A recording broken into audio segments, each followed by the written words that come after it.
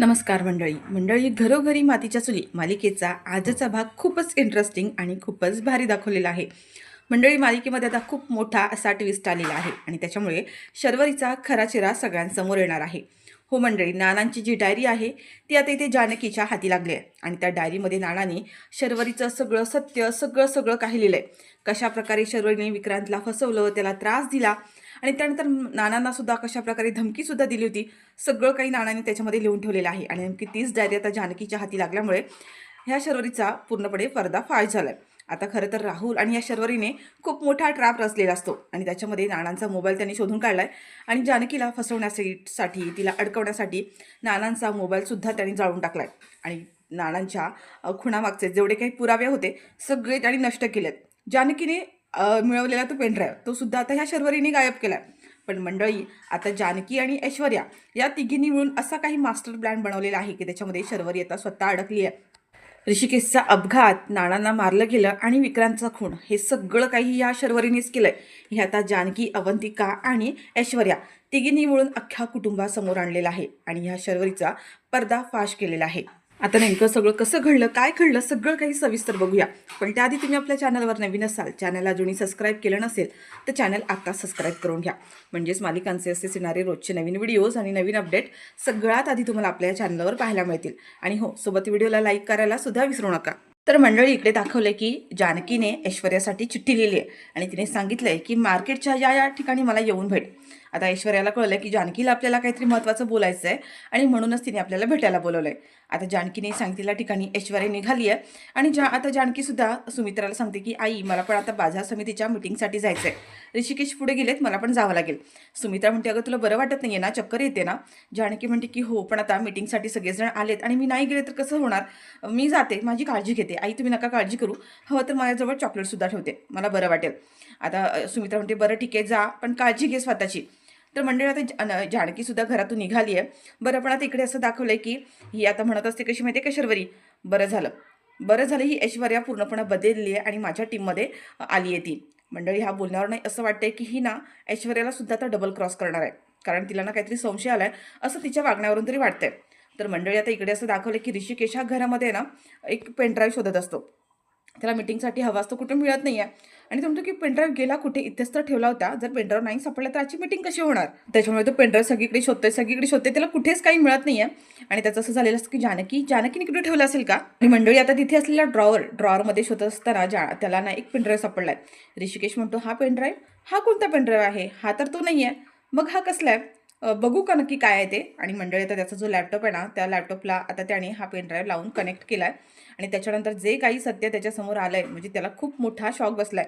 पेनड्राईव्हमध्ये हॉस्पिटलचं CCTV footage आहे आणि त्याच्यामध्ये सरळ दिसतंय की ज्या दिवशी नाना एक्सपायर झालेले त्या दिवशी ही शर्वरी हॉस्पिटलमध्ये गेली आहे, रात्री उशिरा गेली आहे आणि तीही ओढणीमध्ये स्वतःचा चेहरा लपून छपून। आता ऋषिकेश म्हणतो की नाना ज्या दिवशी गेले तेव्हा ही शर्वरीची चेहरा लपून का जाते आणि एवढ्या उशिरा रात्री हिचं काय काम होतं? आणि ते आता नानांच्या रूममध्ये जाताना दिसते। आता तो सगळं CCTV फुटेज बघत असतो आणि त्याच्या एक गोष्ट लक्षात येते की शर्वरी नानांच्या रूममध्ये गेली आहे, पण ती बाहेर येताना दिसतच नाही आहे, ती गेली कुठे असेल? आता मात्र ऋषिकेशला सुद्धा संशय येतो आणि जानकी जे बोललेली असताना ते ऋषिकेशला आठवतं की नाना आपल्यापासून दूर गेलेत, नानांचा खून झालाय आणि आपल्याला अजून कळलंच नाहीये की नक्की काय आहे ते, आणि तेच सत्य मला शोधायचं, त्या सत्याच्या मुळापर्यंत जायचंय। आणि त्याच्यामुळे आता ऋषिकेशच्या मनात सुद्धा संशय आलाय की जानकी जे म्हणते ना तेच खरं आहे, तिच्या मनातला तो संशय खरा आहे। आणि मंडळी, आता इथे ऋषिकेशने सगळ्यात मोठी चूक केली म्हणजे तो रागाच्या भरात आता उठतो आणि तो पेनड्राईव्ह घेऊन आहे ना सरळ आता त्या शर्वरीकडे गेलाय। तर मंडळी, आता इकडे दाखवले की ऐश्वर्या जानकीने सांगितलेल्या लोकेशनवर आलेली असते आणि जानकीची वाट बघत असते। म्हणजे जानकी एवढ्यात यायला हवी होती, एवढा उशीर का होतोय तिला? नक्की येणार आहे ना की कुठल्या प्रॉब्लेममध्ये अडकली असेल? मला जर घरी जायला उशीर झाला तर पुन्हा त्या शर्वरीला कुठेतरी संशय यायचा। आणि आता ती वाट बघता तिथे लगेचच जानकी आले आणि ऐश्वर्या म्हणते, अगं किती वेळ लागला, काय झालं? ती म्हणते, सॉरी, अगं महत्त्वाचं काम निघालं ना, पण मी काय म्हणते ऐश्वर्या, तुला खूप महत्त्वाचं सांगायचं आहे। आपला संशय खरा ठरला। CCTV फुटेजमध्ये नानांना मारण्यासाठी त्या दिवशी शर्वरी वंच स्वतः गेल्या होत्या उशिरा हॉस्पिटलमध्ये आणि ती फुटेजमध्ये मिळालं सुद्धा आहे। त्यावर आता ती म्हणते की काय? आता ऐश्वर्या म्हणते की हो, पण आता मग पुढचं काय? त्यावर आता जानकी म्हणते की आपला प्लॅन असाच ठेवावा लागणार आहे, काही करून शर्वरी वंचच्या तोंडून काही निघतं का, आपल्याला पुरावे निघतात का, यासाठी तुला मात्र आता अलर्ट राहावं लागणार आहे। आणि हो ऐश्वर्या, हे काम तुला अगदी सांभाळून आणि जपून करावं लागेल, कारण ही शर्वरी आहे ना कधी काय करेल काही सांगता येत नाही आहे। तुझ्या जीवाला सुद्धा धोका आहे. तिला जर थोडा जरी संशय आला ना, तर तुला सुद्धा ती मारायला पाठीपुढे बघणार नाहीये. मला मारण्याचा सुद्धा जसा कट केला, तसं ती तुलाही काही करू शकते. ऐश्वर्या म्हणते, जानकी तू अजिबात काळजी करू नकोस. मी माझी स्वतःची काळजी घेईन. तर मंडळी आता इकडे ही शर्वरी रूममध्ये बसलेली असते. ऋषिकेश येतो, तिचा दरवाजा नॉक करतो आणि तेव्हा ती म्हणते की अरे दादा तू ये ना, ये आतमध्ये. काय झालं, काही काम होतं का? ऋषिकेश म्हणतो, मला तुला एक विचारायचं आहे. ज्या दिवशी नाना एक्सपायर झाले त्या दिवशी तू हॉस्पिटलमध्ये एवढ्या उशिरा कशासाठी गेली होतीस? त्यावर आता हिच्या चेहऱ्यावरचा रंगच उडाला आणि म्हणते की अरे दादा, तेव्हा ती म्हणते की मला फक्त विचारलेल्या प्रश्नाचं उत्तर दे. त्या दिवशी तू हॉस्पिटलमध्ये एवढ्या उशिरा ओढणीमधून तोंड लपून का गेली होतीस? ही शर्वरी म्हणते, तू मला काही जा विचारतोयस का? अरे का गेली होती म्हणजे? नाना माझे वडील आहेत, त्यांना भेटायला गेली होती मी. ऋषिकेश म्हणतो, हो पण मग एवढ्या उशिरा का गेली होतीस? आणि तेही ओढणीमध्ये चेहरा असा लपून स्वतःचा झाकून चेहरा घेऊन गेली होतीस? शर्वरी म्हणते की अरे त्या दिवशी कदाचित थंडी होती असेल, वातावरण थंड होतं असेल, म्हणून मी ओढणीमध्ये स्वतःला गुंडाळून घेतलं असेल, त्यात काय एवढं? त्यावर ऋषिकेश म्हणतो, कन्फर्म खरं सांगतेस तू हे? त्यावर आता म्हणते की मला तर एवढं काही आठवत नाही. आता ह्या एवढ्या सगळ्या छोट्या छोट्या गोष्टी आपण लक्षात ठेवतो का? मला नाही माहीत, पण असेल कदाचित. तू मला तर काही जा विचारतोय किंवा तू माझ्यावर संशय घेतोय का? आणि मंडळी असं म्हणून यांना शर्वरीने तिच्या मोबाईलमध्ये ना रेकॉर्डिंग चालू करून ठेवलंय. तर ऋषिकेश म्हणतो, हे बघ मी शर्वरी तुला लास्ट आणि शेवटचं विचारतोय, मला खरं खरं उत्तर सांग. मला आठवत नाहीये, हे होत नाही, हे कारण सांगू नकोस. नाना ज्या दिवशी एक्सपायर झाले त्या दिवशी तू एवढ्या रात्री का गेली होतीस उशिरा? दिवसभर का गेली नाहीयेस आणि चेहरा का लपवलास याचं मला उत्तर हवंय. आता जर तुम्हाला ह्या प्रश्नाचं उत्तर नाही दिलंस ना, तर मी घरी सगळ्यांसमोर हा प्रश्न तुला विचारेन आणि सगळ्यांसमोर तुला ह्या प्रश्नाचं उत्तर द्यावं लागेल. शर्वरी म्हणतोय, अरे बासा, तू आता अति करतोयस, तू माझ्यावर संशय घेतोयस. म्हणजे तुला काय म्हणायचंय का? काय म्हणायचंय? आता ह्या दोघांमध्ये थोडासा वाद निर्माण झालाय. ऋषिकेश म्हणतोय, बघ मला फार काही ऐकायचं नाहीये, मला आता मीटिंग आहे, मला मीटिंगला जायचंय, पण मी संध्याकाळी घरात परत येईन तेव्हा मला तुझ्या प्रश्नाचं उत्तर हवंय. तुला हवं तेवढा वेळ घे आणि आठवून सांग की नक्की ती का गेली होतीस ते. मला संध्याकाळी सगळ्यांसमोर ह्या प्रश्नाचं उत्तर हवं म्हणजे हवं. मंडळी आता मात्र ही शर्वरी घाबरली आहे. ऋषिकेशने जाब विचारलाय आणि ती मनातल्या मनात म्हणते की ह्याला कसं कळलं पण मी एवढ्या रात्री तिकडे गेले होते? कोणालाच ही गोष्ट माहीत नव्हती आणि CCTV फुटेज पण मी डिलीट केला होता. मग ह्याच्यापर्यंत ही गोष्ट पोहोचलीच कशी? आता ही मनातून घाबरलेली असते. ऋषिकेश म्हणतो, मी शेवटची संधी देतोय हा, जर नाही खरं कारण सांगितलंस ना तर सगळ्यांसमोर मी तुला जाब विचारणार आहे. आणि असं रागाने आता ऋषिकेश तिथून निघून गेलाय. तर मंडळी शर्वरी आता म्हणते, तिला घाम फुटलाय आणि म्हणते की नाही एवढी चूक माझ्याकडून होऊच कशी शकते? पण कसं, ह्याला कळलं कसं? CCTV फुटेज मी डिलीट केला होता, मी स्वतः डिलीट केला होता. मग ह्यांच्यापर्यंत हा फुटेज गेला कसा? ह्याला समजलंच कसं? नाही आता तिला खूप घाबरलेली असते आणि पटकन ती ना तिकडे राहुलला फोन करते आणि राहुलला सांगते की राहुल खूप मोठा प्रॉब्लेम झाला आहे. अरे मी तिकडे नानांना मारण्यासाठी हॉस्पिटलमध्ये गेले होते, हे ऋषिकेश दादाला कळलं आहे, त्याला CCTV फुटेज मिळालं आहे. मला कळतच नाही अरे काय झालं आहे ते.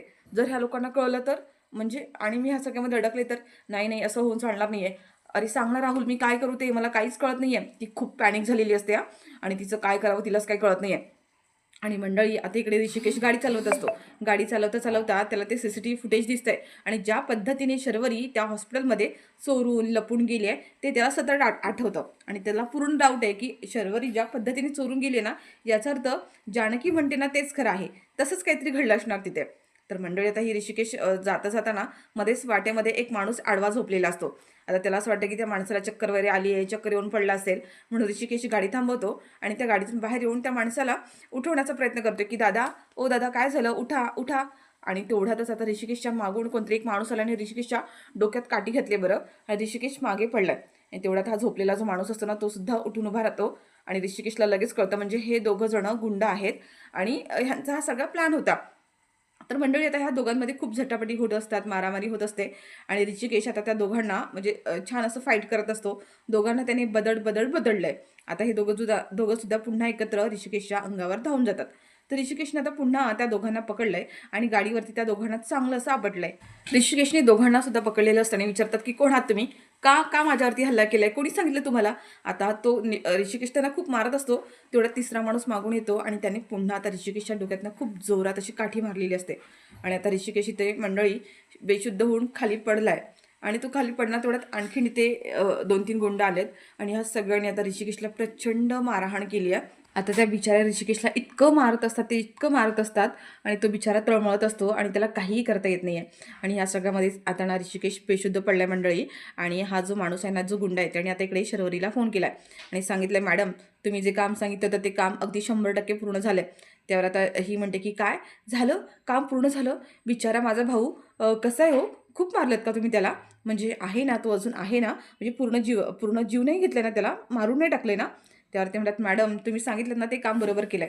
तर आता बोलते, "बरं, बरं ठीक आहे, काही हरकत नाही मेला असताना तरी चाललं असतं, मला काही प्रॉब्लेम नाही आहे." तर मंडळी आता ऋषिकेश इथे रक्ताच्या थारोळ्यात पडलेला असतो आणि शर्वरी आता इथे विचार करत असते, की हा आता कायमचा बेडवर राहणार, काही दिवस तरी राहील आणि जोपर्यंत हा बेडवर आहे, तोपर्यंत मला भरपूर वेळ मिळणार आहे. ही सगळी प्रॉपर्टी, ही सगळी सत्ता माझ्या नावावर करून घेण्यासाठी. कोणी माझं आता काहीही बिघडवू शकणार नाहीये. तर मंडळी आता इकडे जानकी ही बाजार समितीच्या मीटिंगमध्ये आलेली असते आणि आलेल्या ती आधी ती सगळ्यांची माफी मागते, की लास्ट टाईम मीटिंगमध्ये मी आली नाही. काही प्रॉब्लेम्स निघाले होते म्हणून मला येता आलं नाहीये. म्हणून ती माफी मागते सगळ्यांची आणि म्हणते, की "हो, आजच्या मीटिंगमध्ये ऋषिकेश ऋषिकेश माझ्या आधी निघाले होते, म्हणजे ते आता पोहोचायला होते. ऋषिकेश आले नाही आहेत का?" तर ती माणसं म्हणतात, की "नाही, ऋषिकेश दादा आले होते, पण घरी ना ते पेनड्राईव्ह विसरून आले." तर ते पेनड्राईव्ह आणायला पुन्हा घरी गेलेत. जानकी म्हणते, की "हो का? मला त्यांनी तसं कळवलं नाही. म्हणजे मला कळवलं असतं तर मी येताना घेऊन आले असते. बरं ठीक आहे, काही हरकत नाही आहे." ते आले की आपण मीटिंगला सुरुवात करूया.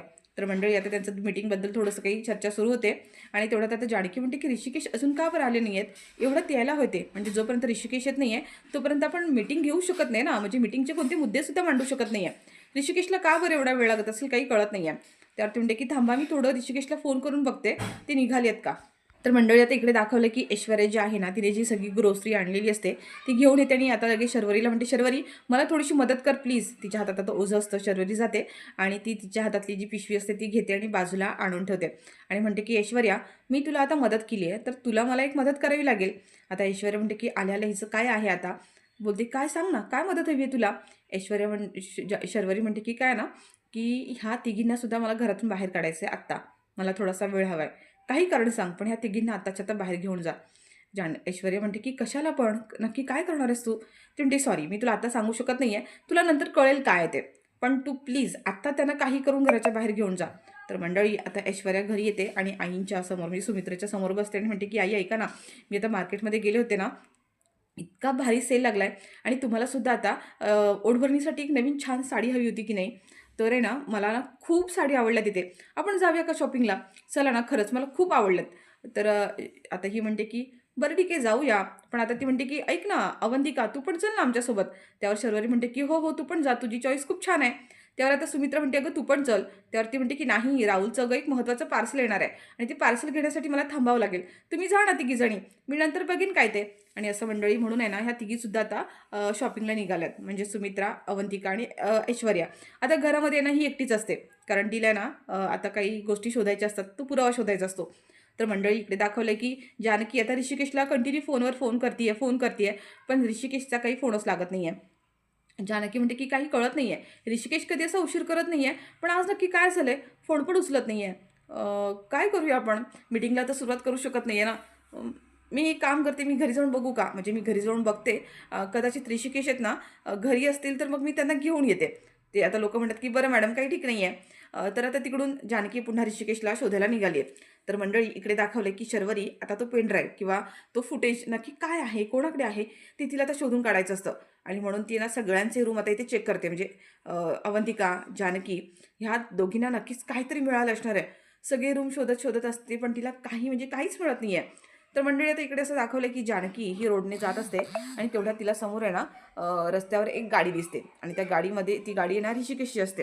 जानकी म्हणते, की ऋषिकेशची गाडी आणि त्यांनी इथे अशी का थांबवली आहे? आणि साईडला तिला दिसतं, की प्रचंड गर्दी असते. बरीचशी लोकं एका ठिकाणी जमा झालेली असतात. जानकी म्हणते, "नक्की काय झालंय का इथे? ऋषिकेशची पण गाडी इथेच आहे आणि लोकं का एवढे जमा झालेत?" म्हणून आता ही जानकी गाडीतून उतरते आणि हळूच तिथे शेजारी जाते. आणि तेवढ्यात जानकीला तिथे कळतं म्हणजे तिथल्या एका माणसाला जानकी विचारते, की "नक्की काय झालं इथे?" तो माणूस म्हणतो, "मॅडम, तिथे समोर आहे ना अपघात झालाय." तर मंडळी आता इकडे दाखवलं, की पुन्हा ही शर्वरी आहे ना, आता अवंतिकाच्या रूममध्ये आलेली असते आणि अवंतिकाच्या रूममध्ये पण शोधाशोध करते. पण तिला इकडे काही मिळत नाही आणि ती म्हणते, की "शिट! काहीच काय मिळत नाहीये, काहीच दिसत नाहीये." आता तर मंडळी इकडे जानकी पुढे जाते आणि म्हणते, की कोणाचा अपघात झाला असेल? आणि ती आता समोर पुढे बघायला जाणारच. तेवढ्यात आता ह्या अवंतिका आणि ह्या तिघीसुद्धा ज्या गाडीतून चाललेल्या असतात, त्यांची गाडीसुद्धा जवळ आलेली आहे. आता त्यांना दिसतं, की समोर प्रचंड गर्दी झालेली असते, लोकं जमा झालेली असतात आणि तिला अवंतिकाला दिसते, की तिथे ऋषिकेश दादांची गाडी आहे. ती म्हणते, "ऋषिकेश दादांची गाडी इथे?" तेवढ्यात आता ही ऐश्वर्या म्हणते, की "अगं जानकीची पण गाडी इथेच आहे. दोघांनी पण गाड्या इथे का थांबवल्यात? नक्की काय झालंय काय?" आणि आता ती ऐश्वर्या लगेच म्हणते की थांब, आपण ना उतरून बघूया ना की काय झालंय ते. दादा वहिनी सुद्धा इथेच आहेत, काहीतरी घडलंय आणि बरेचसे लोक सुद्धा जमा झालेत. म्हणून आता इथे हा सगळेजण गाडीतून बाहेर उतरतात आणि जानकी हळूच पुढे जाते. तिथे जी माणसं बाजूला उभी असतात ना, त्यांना जानकी बाजूला करते आणि जानकीला ना समोर दिसतं की ऋषिकेशचा हात, आणि ऋषिकेशच्या हातातलं घड्याळ बघून जानकीला खूप मोठा धक्का बसलाय. जानकी पटकन त्या माणसाला बाजूला करते आणि पुढे धावत येते आणि बघते तर ऋषिकेश तिथे रक्ताच्या थारोळात पडलेला असतो. जानकी घाबरते आणि म्हणते की ऋषिकेश, ऋषिकेश तुम्ही इथे काय करताय? अहो असं कसं झालं?